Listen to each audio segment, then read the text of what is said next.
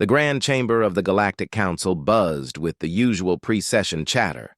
Representatives from 47 different species filled their assigned seats, their various forms creating a colorful display of galactic diversity.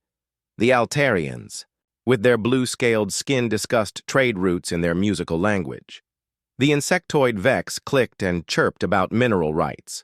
The gaseous nebulans floated in their containment suits, their voices echoing with electronic distortion.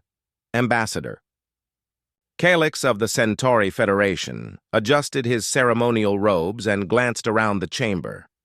Something felt different today, though he could not place what it was.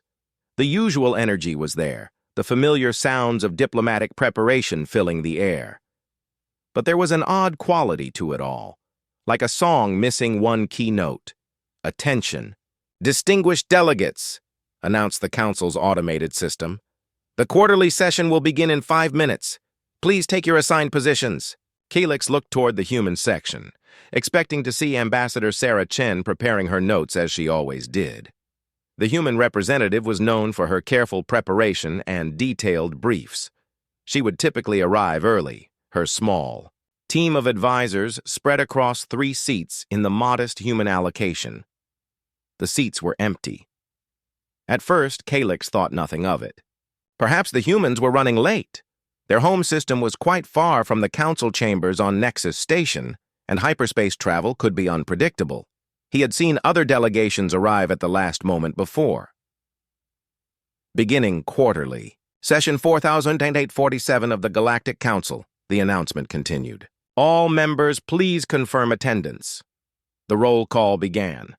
Each species responded when called, their various forms of acknowledgement echoing through the chamber. The Altarians sang their presence. The Vex clicked in unison. The Thrakari roared, their traditional greeting. Humans of Sol System, the system called Silence. Humans of Sol System, it repeated. Still nothing. Ambassador Calyx frowned. This was highly unusual. The humans had never missed a session in the 200 years since joining the council. They were almost annoyingly punctual, always arriving, with detailed reports and carefully prepared statements.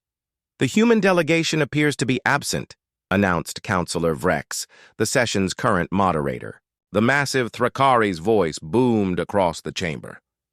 We will proceed with the session and address their attendance later. But as the session progressed, Calyx found himself increasingly distracted by the empty human seats. It was not just the absence itself that bothered him. It was how wrong it felt. The humans might be a relatively small delegation, but they had become a constant presence in council proceedings. During the first break, conversations across the chamber focused on the missing humans. The Altarian trade minister approached, Calyx with concern. Have you heard anything from the Sol delegation? She asked, her scales shifting to a worried purple hue. Nothing, Calyx replied. I tried sending a message during the opening ceremony but received no response. Strange, muttered Ambassador Gorth of the Vex Collective. His compound eyes glittered with curiosity. The humans always respond to communications. Their message systems are among the most reliable in the galaxy. By the second break, word had spread throughout the chamber. No one had heard from the humans in over 48 hours. Attempts to contact Earth or any human outposts had failed completely. Even routine automated status reports from human-maintained systems had stopped. Councillor Varex called for an emergency consultation during the lunch recess. The senior delegates gathered in a smaller chamber, their concern evident despite their different species' varying ways of expressing emotion. This is unprecedented, Vrex began, his tusks clicking with agitation. The humans have been exemplary council members. They have never missed a session, never failed to respond to communications. Perhaps there has been some kind of emergency on Earth, suggested the Altarian minister. A natural disaster or technical failure that has disrupted their communications. Possible, agreed the Nebulan representative, their voice crackling through their atmospheric suit. But unlikely. Human technology is remarkably robust. They have backup systems for their backup systems. Ambassador Keelix pulled up his personal data pad and began scrolling through recent reports. According to the latest council records, human ships were active throughout the galaxy as recently as 3 days ago. Cargo vessels, patrol ships, research expeditions, all operating normally. And now? Asked Gorth. Calix's mandibles clicked nervously as he checked real-time tracking data. Nothing. No human ships show up on any tracking systems. No human installations are responding to standard pings. It is as if they have all simply vanished. The room fell silent.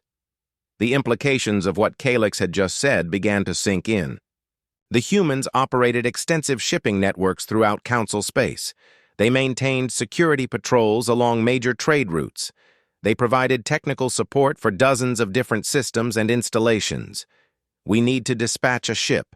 To Sol immediately, declared Vrex. Something has clearly happened to them, and we need to determine what. Agreed, said the Altarian minister.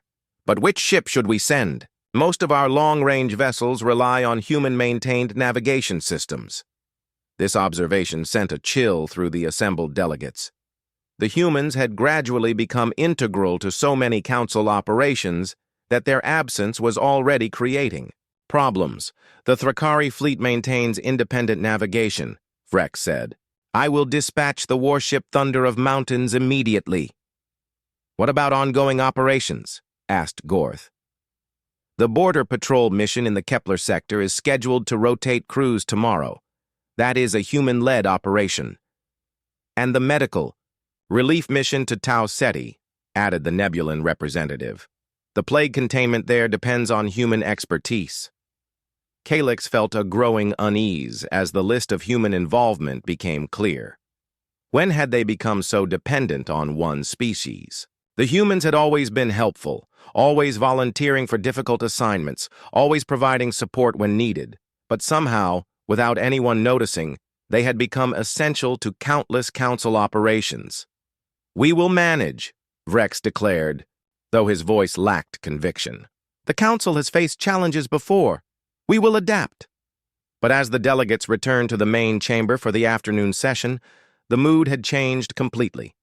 The empty human seats seemed to loom larger now, a visible reminder of absence that affected everything else. The session continued, but with growing difficulty. A report on shipping security had to be postponed because the humans maintained most of the relevant data. A proposal for new research initiatives stalled because human scientists were involved in most ongoing projects. Even simple administrative matters became complicated when it became clear that human personnel had been handling much of the day-to-day coordination. By the end of the day, Councillor Vrex looked exhausted. The Thrakari leader's normally commanding presence seemed diminished as he struggled to maintain order in an increasingly chaotic session. This session will recess until we can establish contact with our human colleagues, he announced finally.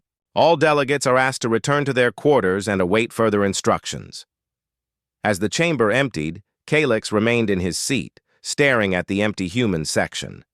Something about their absence felt deliberate, not like an emergency or disaster, but like a choice. The complete nature of their disappearance, the way all human operations had ceased simultaneously, suggested coordination rather than catastrophe. But why would the humans simply leave? They had always seemed committed to the council, eager to participate, willing to take on responsibilities that other species avoided. What could have motivated them to abandon everything they had built here? As Calix finally stood to leave, one thought echoed in his mind. What if the humans had not disappeared? What if they had simply decided they no longer wanted to be found? 3 weeks had passed since the Thunder of Mountains departed for Sol System, and the Council was beginning to understand the true scale of their problem. What had started as concern for missing colleagues had rapidly evolved into a crisis that threatened the stability of the entire galactic community.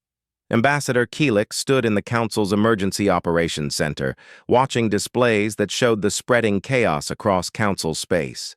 Red indicators flashed on system after system, marking failed operations, disrupted services, and mounting emergencies. "Report from the Kepler sector," announced Technical Officer Zix, her Vex antennae twitching with stress. "The Border Patrol mission has completely collapsed. Pirate raids have increased by 300% in the past 2 weeks." "How is that possible?" demanded Counselor Vrex. The Thrakari leader had barely left the operations center since the crisis began. "We have patrol ships from 6 different species in that sector. We had coordination from human vessels," Zix explained. "Their ships provided the communication relays that linked our patrol fleets.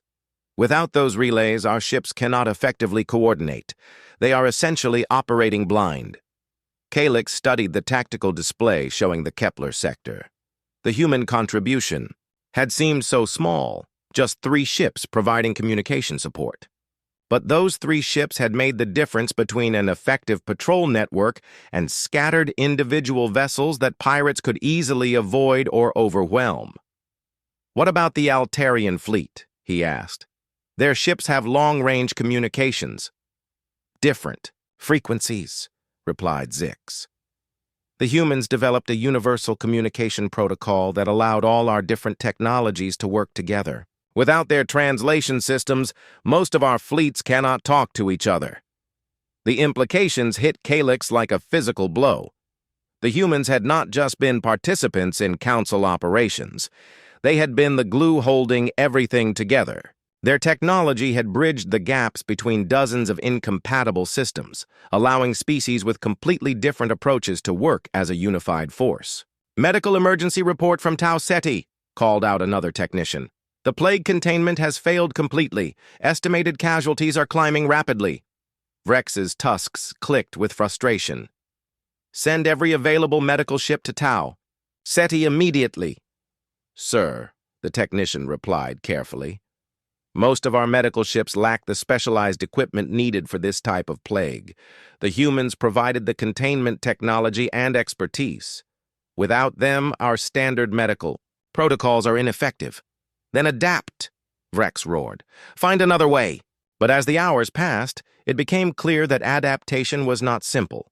The humans had not just provided equipment and expertise. They had developed entirely new approaches to problems that other species had never solved. Their absence left gaps that could not be easily filled by existing council members. Kalix accessed his personal files and began reviewing human involvement in various council operations. What he found shocked him. In sector after sector, operation after operation, humans had taken on critical support roles. They maintained communication networks, provided medical expertise, handled complex logistics, and solved technical problems that other species found impossible. "How did we become so dependent on them?" he wondered aloud. "Because they were good at everything," replied Ambassador Yella of the Altarian Federation. The blue-scaled diplomat had been studying the same data. Whenever there was a problem no one else could solve, the humans would volunteer. They never demanded extra representation or special privileges. They just quietly made themselves indispensable. "But why?" Kalix asked. "What did they gain from it?" Yella's scales shifted to a thoughtful green. "I think they were trying to prove themselves worthy of council membership. They were still the newest members, still trying to earn respect from species with thousands of years of galactic civilization. And we let them do all the difficult work while we focused on politics and prestige," Kalix realized. The thought was uncomfortable, but he could not deny it. How many times had the council happily allowed humans to handle dangerous or thankless tasks? How often had they accepted human solutions to problems without offering equal representation? "In return, incoming message from the Thunder of Mountains," announced the communications officer.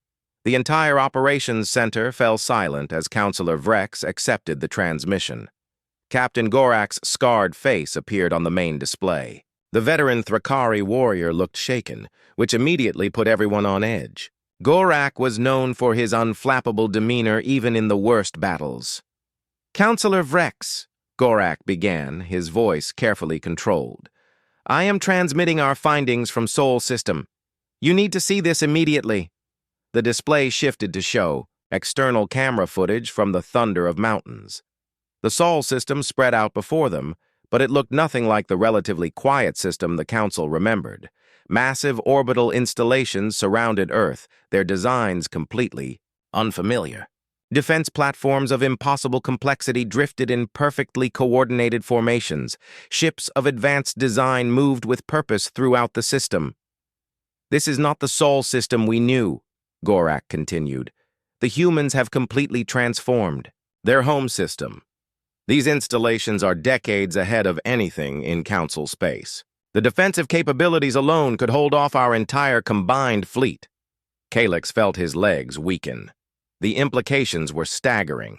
While the humans had been quietly supporting Council operations, they had also been secretly developing technology, far beyond what they had shared with their supposed allies. Did you make contact? Vrex asked. Eventually, Gorak replied, but not with Ambassador Chen or anyone from the diplomatic corps we knew. A new human leader contacted us. Someone called Director Marcus Webb. He agreed to meet with a small delegation. The display showed a conference room inside what appeared to be a massive space station. Director Webb was a tall, stern-looking human with gray hair and calculating eyes. He sat across from Captain Gorak and two other Thrakari officers. Your message was simple enough, Webb's recorded voice said. The Council wants to know why humanity has withdrawn from galactic affairs. The answer is equally simple. We realized the relationship was not beneficial to humanity. The Council values human contributions, Gorak protested in the recording. You are respected members of the galactic community. Webb's laugh was cold. Respected members? We provided 60% of the actual operational support for Council activities while holding 8% of the voting power. We solved problems no one else could handle, maintained systems no one else understood, and took risks no one else would accept. In return, we received condescending praise and the privilege of doing more difficult work. Calyx watched the recording with growing horror. Everything Webb said was true. The humans had been carrying an enormous burden while receiving minimal recognition or influence in return. The Council could renegotiate terms, Gorak suggested. Human contributions could be formally recognized with increased representation. Too late, Webb replied flatly. We spent decades trying to earn respect through service. We proved our value countless times. But the Council always saw us as useful junior partners, not equals. So we have chosen a different path. And that path is? Gorak asked. Independence, Webb said. Humanity no longer needs Council approval or support. We have developed our own technologies, established our own trade networks, and made contact with civilizations beyond Council space. We wish you well, but we will no longer subsidize your galactic ambitions. The recording ended, leaving the operations center in stunned silence.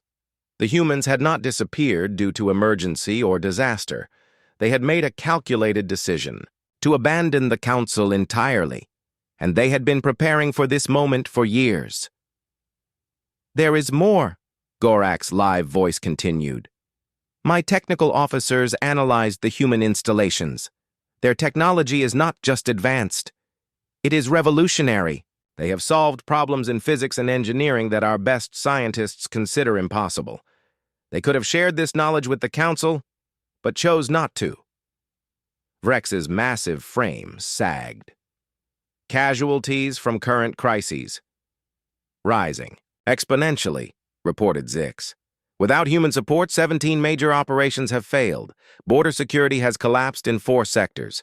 3 medical emergencies are spiraling out of control. Economic networks dependent on human logistics are shutting down. Calyx looked around the operations center at his fellow Council members. For the first time, he saw them clearly. Dozens of species that had grown comfortable letting one determined group handle their most difficult challenges. They had taken human competence for granted, never questioning whether the relationship was fair or sustainable. Now they were learning the price of that complacency. the humans had departed quietly, leaving the Council to face the consequences of its own dependency. The joint expedition to Sol system was the largest diplomatic mission in Council history.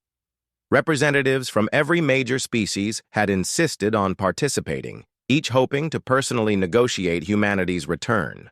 The convoy of 12 ships from 8 different civilizations approached the Sol system's edge with a mixture of hope and growing unease.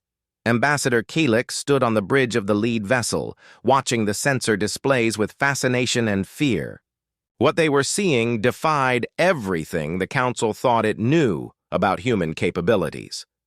The outer system was filled with installations that had not existed 6 months ago: mining operations on asteroids, manufacturing platforms around, gas giants, and defensive structures that made the most advanced Council technology look primitive. How did they build all this so quickly? Asked Ambassador Yella, her Altarian scales shifting between blue and purple with confusion. They did not build it quickly, replied Dr. Nex of the Vex Collective, studying the sensor data with all 4 of his compound eyes. These installations show signs of decades of construction. The humans have been secretly developing this infrastructure while maintaining the illusion of being a minor Council member. Captain Thale of the expedition's flagship shook his head in disbelief. The energy signatures alone indicate technology beyond our current understanding.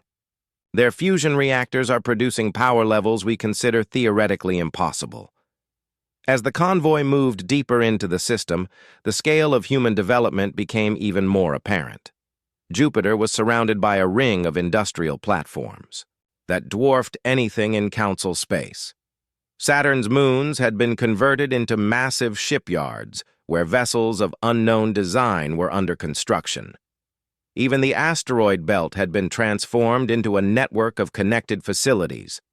"Incoming transmission," announced the communications officer. "Human authorities are directing us to a specific approach vector." The expedition followed the guided path toward Earth, passing defense platforms that tracked their movement with obvious but restrained firepower. No threats were made, but the message was clear. The humans could destroy the entire convoy without effort if they chose to do so. Earth itself was barely recognizable.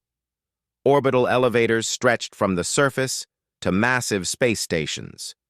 The Moon had been extensively developed, its surface covered with facilities that glowed with their own internal light. Even from this distance, it was clear that Earth had become the center of a civilization far more advanced than anything the Council had ever encountered. "Permission to approach Earth granted," came a calm human voice. "Diplomatic shuttle will dock with Station Prometheus for preliminary discussions."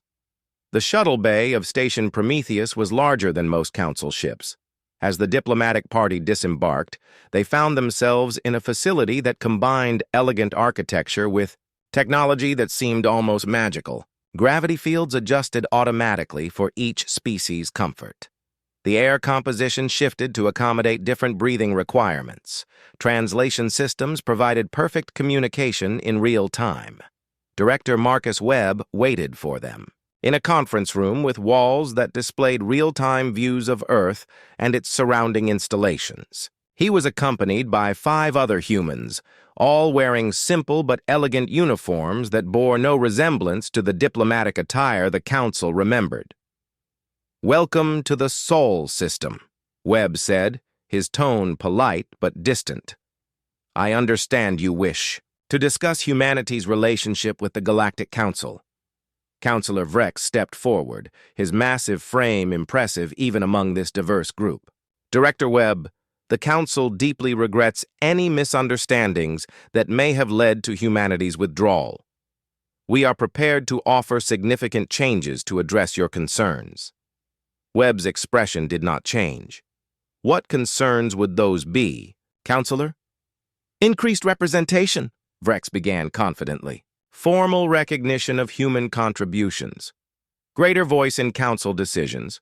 We are prepared to offer humanity a permanent seat on the Executive Committee." "Interesting," Webb replied. "And in exchange?"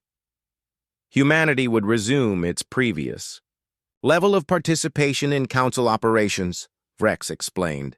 Your expertise in communications, logistics, medical support, and security would be invaluable in addressing current crises. Webb turned to look at his colleagues, and Calyx caught a brief exchange of glances that seemed almost amused. When Webb turned back, his expression was carefully neutral. Let me understand this correctly, Webb said. The Council is experiencing multiple emergencies because human support has been withdrawn. Your solution is to offer us better representation in exchange for resuming the same support that created your dependency in the first place. The terms would be different, protested Ambassador Yella. Humanity would be recognized as a senior partner. Senior partner in what? Asked Dr. Elena Vasquez, one of Webb's companions. A galactic community that has proven unable to function without us? Why would we want to rejoin an organization that only values us for what we can provide? The question hung in the air like a challenge. Calyx realized that the humans were not just angry about their treatment. They had moved beyond anger to complete indifference. The Council was no longer relevant to their plans. What are your plans? He asked directly. What does humanity intend to do now? Webb activated a holographic display that showed the galaxy beyond Council space. Unknown star systems glowed with indicators showing human exploration and contact. We are expanding beyond the limitations of Council territory, Webb explained. While we were maintaining your systems and solving your problems, we were also exploring regions you never bothered to investigate. We have made contact with 17 different civilizations that exist outside Council influence. 17? Vrex's tusks clicked with shock. That is impossible. Our long-range surveys show no signs of advanced life beyond Council space. Your surveys were limited by your technology and assumptions, replied Dr. James Park, another human official. You looked for civilizations similar to your own, using methods that worked within Council space. We developed different approaches and found species that your surveys missed completely. The holographic display zoomed in on several systems, showing thriving civilizations with technology that appeared to match or exceed human capabilities. Space stations of elegant design orbited alien worlds. Ships of unusual configuration traveled between systems in formations that suggested advanced coordination. These civilizations have been watching the Council for centuries, Webb continued. Most of them consider you a minor regional power with limited potential. They were interested in humanity precisely because we were not typical Council members. Calyx felt the foundations of his worldview crumbling. The Council had always assumed it represented the pinnacle of galactic civilization. The idea that advanced species existed beyond their knowledge and viewed them as insignificant was almost impossible to accept. Why did they contact you? Asked Dr. Nex, his scientific curiosity overcoming diplomatic protocol. Because we approached problems differently, Dr. Vasquez explained. While Council species tend to specialize and become rigid in their thinking, humans remained adaptable. We could work with technologies and concepts that other species found incomprehensible. Also, added Dr. Park with a slight smile, we were not burdened by the bureaucratic traditions that prevent Council species from making rapid progress. When we encountered a problem, we solved it. When we found new technology, we adapted it. When we met new civilizations, we learned from them. Webb deactivated the display and turned back to the Council delegation. Humanity has found its place in the galaxy, and it is not as a support system for Council operations. We have partnerships with civilizations that treat us as equals, access to technologies that dwarf anything in Council space, and opportunities for expansion that do not require us to subsidize other species' ambitions. But what about the crises? Vrex asked desperately. The Tau Ceti plague alone has killed millions. The border collapses have displaced entire populations. Surely humanity feels some responsibility to help. For the first time, Webb's expression showed emotion, a flash of anger that was quickly controlled. The Council had 200 years to develop its own solutions to these problems. Instead, you relied on human expertise while limiting human influence. The crises you face now are the direct result of your own choices. We made mistakes, Calyx admitted, but innocent people are suffering for those mistakes. Innocent people have been suffering for centuries, while the Council focused on politics instead of solutions, Dr. Vasquez replied. The difference is that now the suffering affects Council members instead of just the species you ignored or exploited. The harsh truth of her words silenced the delegation. The Council had indeed ignored numerous humanitarian crises over the centuries, always finding reasons why intervention was impossible or inadvisable. Only now, when Council members themselves were threatened, had they discovered urgency. Webb stood up, signaling that the meeting was ending. The Council is welcome to maintain peaceful relations with humanity, but we will not resume our previous role. You will need to solve your own problems, develop your own capabilities, and take responsibility for your own decisions. 6 months after the diplomatic mission to Sol system, the galaxy had descended into chaos that made the initial crisis seem manageable. Ambassador Calyx stood in what remained of the Council chambers on Nexus Station, watching emergency reports flood in from across their territory. The Grand Chamber, that once hosted 47 species, now held barely 20. The rest had either withdrawn to protect their own interests or been absorbed by aggressive neighbors. The Hegemony Empire has launched simultaneous attacks on 7 Council systems, reported Military Coordinator Zek, his voice strained with exhaustion. Our remaining fleet assets are insufficient to respond to even one of these incursions. Councillor Vrex slammed his massive fist on the table, his tusks clicking with frustration. How did we not see this coming? The hegemony has been contained for decades. They were contained by human naval patrols, Zek replied grimly. Our intelligence. Networks were maintained by human technical systems. Our early warning satellites were serviced by human engineering teams. Without that infrastructure, we have been fighting blind and reacting too slowly to every threat. The truth was becoming impossible to ignore. The humans had not just been participants in Council defense. They had been the primary force keeping their enemies at bay. The Hegemony Empire, a collection of aggressive species that had been pushing against Council borders for centuries, had apparently been waiting for exactly this opportunity. What about our allies? Asked Ambassador Yella, though her blue scales had turned a sickly gray color that indicated she already knew the answer. The Altarian Federation has withdrawn all ships to defend their core worlds, Zek reported. The Centauri systems have declared neutrality and closed their borders to all Council traffic. The Vex Collective is negotiating a separate peace treaty with the Hegemony.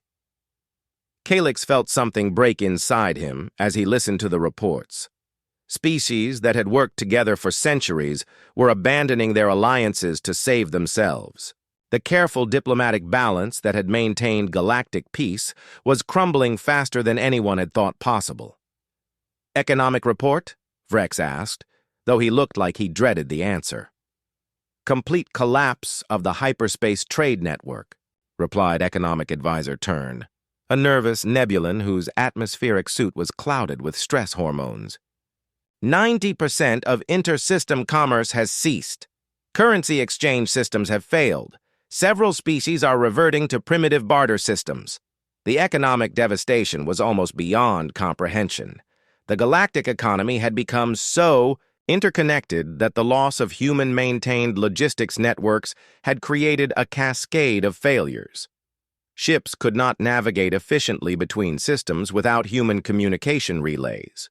Cargo containers sat unused in spaceports because the inventory management systems required human-designed software. Even simple financial transactions failed without the universal translation protocols that humans had developed.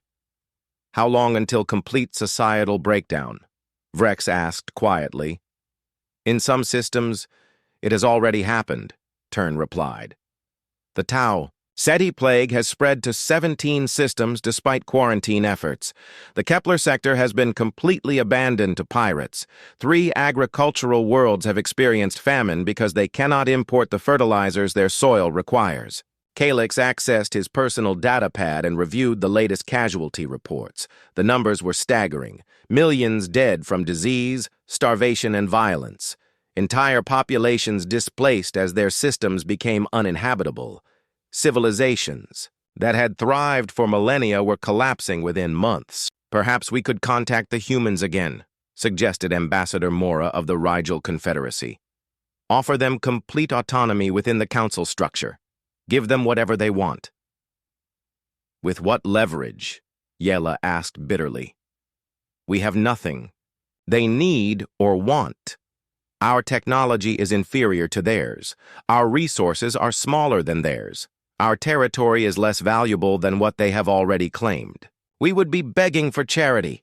The harsh reality hung over the chamber like a toxic cloud.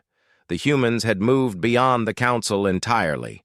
They were building relationships with civilizations that the council could never even contact, developing technologies that the council could never understand, and expanding into regions that the council could never reach. There is something else, Zek said reluctantly. Intelligence reports suggest that the Hegemony Empire has been receiving technological assistance from unknown sources. Their ships are using weapons and defenses that appear to be decades ahead of their previous capabilities. Unknown sources? Vrex demanded. What kind of unknown sources? We believe they have made contact with one of the civilizations beyond council space, Zek explained. The same advanced species that the humans mentioned during the diplomatic meeting. It seems they are choosing sides, and they have not chosen us. The implications were terrifying. Not only had the council lost human support, but their enemies were gaining advantages from the same advanced civilizations that humans had been working with. The galaxy was being reshaped by powers that the council had never known existed. Why would these advanced species support the hegemony over the council? Asked Dr. Nex, his compound eyes reflecting genuine confusion. Because the hegemony offers something we do not, Calix realized with growing horror. They offer change. They offer an alternative to the status quo. The council represents stability and tradition, but we also represent stagnation.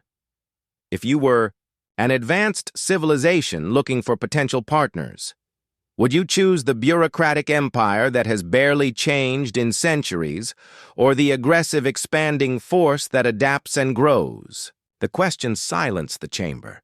The council had always prided itself on stability and peaceful cooperation, but from the perspective of truly advanced civilizations, those qualities might appear to be weaknesses rather than strengths. What do our remaining allies propose? Vrex asked. Fragmentation, Yela replied sadly. The Altarian Federation has suggested that remaining council species should form smaller, more manageable alliances. The Centauri systems want to establish neutral zones with strict non-interference policies. Even the Rigel Confederacy is considering complete isolation until the crisis passes. Calix looked around the nearly empty chamber and realized he was witnessing the end of an era. The Galactic Council, which had seemed like a permanent fixture of civilization, was dissolving before his eyes. Species that had worked together for centuries were retreating into isolation or scrambling to find new protectors. There is one more option, he said quietly. Everyone turned to look at him. We could try to learn, he continued. Instead of begging the humans to return, instead of hoping for rescue from our traditional allies, we could try to understand what made humanity successful. We could adapt. Adapt how? Vrex asked. Stop being bureaucrats and start being problem solvers, Calix replied. The humans did not achieve their success through superior technology alone. They achieved it through superior thinking. They approached every challenge as something to be overcome rather than something to be managed. They were willing to take risks, to try new approaches, to fail and learn from failure. You are suggesting we abandon centuries of diplomatic tradition? Mora asked incredulously. I am suggesting that our diplomatic traditions have failed us, Calyx shot back. Look around this chamber. Look at the reports flooding in from across our territory. Our traditions have led us to complete dependence on a single species that we never bothered to truly understand or appreciate. Dr. Nex clicked his mandibles thoughtfully. The human approach did seem to emphasize practical solutions over theoretical discussions. When they encountered a problem, they built tools to solve it. When they found gaps in their knowledge, they conducted experiments to fill them. While we held committee meetings to debate whether the problem was worth solving, Yella added with bitter realization. Vrex stood slowly, his massive frame casting shadows across the chamber. What you are suggesting would require us to fundamentally change how our civilizations operate. It would mean abandoning the careful balance of power that has maintained peace for centuries. That balance depended on human support, Calyx pointed out. Without them, it no longer exists anyway. We can either change by choice or be forced to change by circumstances. But change is inevitable. The chamber fell silent as the remaining delegates contemplated this harsh truth. The galaxy had already changed around them. The question was whether they could change quickly enough to survive in this new reality. Outside the chamber windows, stars that had once represented peaceful council territories now marked battlefields, abandoned systems, and failed civilizations. The humans had departed quietly, but their absence had created a vacuum that was being filled by forces the council was not equipped to handle. The price of their dependence was becoming clear, and it was higher than anyone had imagined. 2 years had passed since humanity's quiet departure from the Galactic Council, and the galaxy bore little resemblance to its former self. Ambassador Calyx stood on the observation deck of New Centauri Station, watching ships from a dozen different factions navigate the crowded space lanes. Where once the Council had maintained orderly traffic patterns, now independent alliances, corporate federations, and survivor coalitions all competed for resources and territory. The station itself represented one of the more successful adaptations to the new reality. Built by a coalition of Centauri, Altarian, and Vex engineers, it served as a neutral trading post for the fractured remnants of Council space. The design blended practical human engineering principles with the aesthetic traditions of its builders, creating something that was both functional and beautiful. "The morning briefing is ready," announced Dr. Nex, approaching with his characteristic measured gait. The Vex scientist had become Calyx's closest collaborator in the years since the Council's collapse. Together, they had helped establish the Independent Systems Alliance, one of several smaller organizations that had emerged from the chaos. They entered the briefing room where representatives from 12 species waited around a circular table. The room was smaller than the old council chambers, but the atmosphere was markedly different. These delegates wore working clothes rather than ceremonial robes. They carried data pads loaded with practical information rather than symbolic artifacts. Most importantly, they were here to solve problems rather than debate procedures. "Threat assessment first," said Commander Thale, the former council captain who now served as the Alliance's military coordinator. "The hegemony expansion has slowed considerably. Their new alien allies appear to have withdrawn support." "Any indication why?" asked Minister Yella, whose blue scales had regained their healthy color as she adapted to more direct leadership responsibilities. "Intelligence suggests internal conflicts," Thale replied. Apparently, the advanced civilizations that were assisting them became frustrated with hegemony military tactics. Too brutal, too wasteful. The aliens withdrew their technical support and moved on to other potential partners. Calyx nodded thoughtfully. The pattern was becoming clear across the galaxy. The advanced civilizations that existed beyond former council space were indeed choosing partners, but they were highly selective. They seemed to value competence, innovation, and adaptability over simple aggression or traditional authority. "Economic. Report," he asked. Steady improvement, replied Trade Coordinator Venn, a young Nebulan who had risen to prominence through practical skill rather than political connections. The hyperspace relay network we built using salvaged human equipment is operating at 60% efficiency, not ideal, but sufficient for essential commerce. Resource allocation?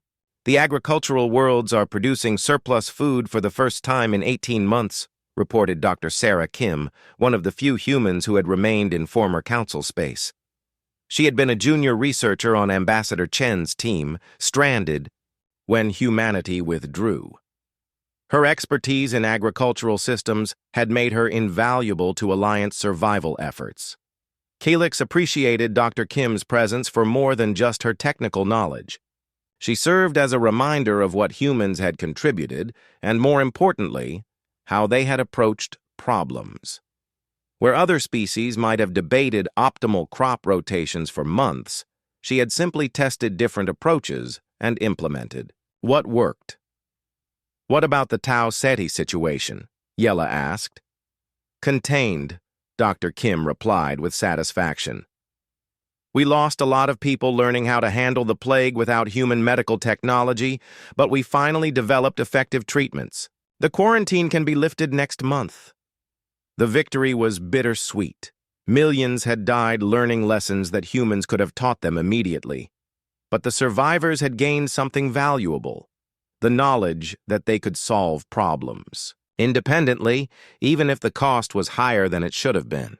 New contact report, announced Intelligence Coordinator Zix, her antennae quivering with excitement. Long-range scouts have detected organized activity in the Outer Rim sectors. It appears to be human-related. The room fell silent. Contact with humanity had been minimal since their departure. Occasional trading ships appeared in independent systems, offering advanced technology in exchange for rare minerals or cultural artifacts. But these were clearly commercial transactions, not diplomatic overtures. Details? Calyx asked. Massive construction projects on the galactic rim, Zix explained, activating a holographic display.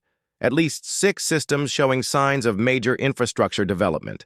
Energy signatures consistent with human technology, but on a scale that dwarfs even their Sol system installations. The display showed star systems surrounded by artificial structures of incredible complexity, ring worlds, sphere habitats, and installations that seemed to manipulate stellar energy itself. The scope of construction suggested that humanity had not simply withdrawn from council space. They had been building an entirely new civilization. Population estimates? Asked Thali. Impossible to determine accurately, Zix replied. But the scale suggests hundreds of billions of humans, possibly trillions. Either they have undergone massive population expansion, or they have been joined by large numbers of other species. Dr. Kim studied the data with professional interest. The construction techniques are definitely human-inspired, but some of these designs are beyond anything Earth was developing when I left. They must have learned from their new alien partners. And now they are building something that makes our entire region look like a frontier outpost, Calyx observed. The implications were staggering. While the former council species had been struggling to rebuild basic civilization, humanity had been creating infrastructure that could support galactic-scale populations. There is more, Zix continued. We have detected what appear to be exploration fleets moving beyond the galactic rim entirely, ships capable of intergalactic travel. The room erupted in shocked murmurs. Intergalactic travel was considered theoretical by most council species. The energy requirements alone were beyond anything they could imagine building. They are leaving the galaxy? Yella asked in disbelief. Expanding beyond it, Dr. Kim corrected. This is consistent with human exploration philosophy. When you reach the limits of your current territory, you find new territory. When you exhaust the resources of your current region, you find new regions. While we fight over the scraps they left behind, Thale muttered. Not scraps, Calyx corrected, firmly. Lessons, The chaos of the past 2 years has taught us things we never would have learned under human protection. We have discovered capabilities we never knew we possessed. He activated his own display, showing the current state of the Independent Systems Alliance. What had started as a desperate coalition of survivors had evolved into something genuinely innovative. Unable to rely on human solutions, Alliance members had been forced to develop new approaches to old problems. The Altarian Federation has developed faster-than-light communication that does not require human relay stations, he pointed out. The Vex Collective has created automated manufacturing systems that exceed human efficiency in some areas. The Centauri systems have built defensive technologies that successfully deterred hegemony attacks. Because we had no choice, Yella observed. Exactly, Calyx agreed. Choice is the enemy of necessity. As long as we could rely on human solutions, we never pushed ourselves to find our own. Their departure forced us to grow. Dr. Nex clicked his mandibles in agreement. The human approach was always to embrace challenges rather than avoid them. Perhaps their greatest gift to us was not their technology, but their example. So, what do we do now? Asked Commander Thale. Do we try to contact them again? Ask for a second chance? Calyx considered the question carefully. The temptation was certainly there. Humanity's new capabilities could solve every problem the Alliance faced. But would that solve anything in the long run? I think we continue building, he said finally. We continue learning. We continue growing. And if humanity ever decides to return to this region of the galaxy, we greet them as equals rather than dependents. And if they do not return? Yella asked. Then we proved that their investment in us was worthwhile, Dr. Kim said quietly. We showed that the galaxy they left behind could learn from their example and build something worthy of respect. The meeting continued for several more hours, but Calyx found his thoughts drifting to the broader implications of what they had learned. Humanity had not just left the Council, they had graduated to a level of civilization that made their former role seem small and temporary. They were building something that spanned galaxies, working with alien species that Council civilizations could not even imagine. But they had also left behind a region of space filled with species that were finally learning to solve their own problems. The Alliance was smaller than the old Council, but it was also more capable. The various independent factions were rougher than the old diplomatic traditions, but they were also more innovative. The galaxy was more dangerous than it had been, under human protection, but its inhabitants were stronger for having faced that danger. As Calyx returned to his quarters that evening, he activated his personal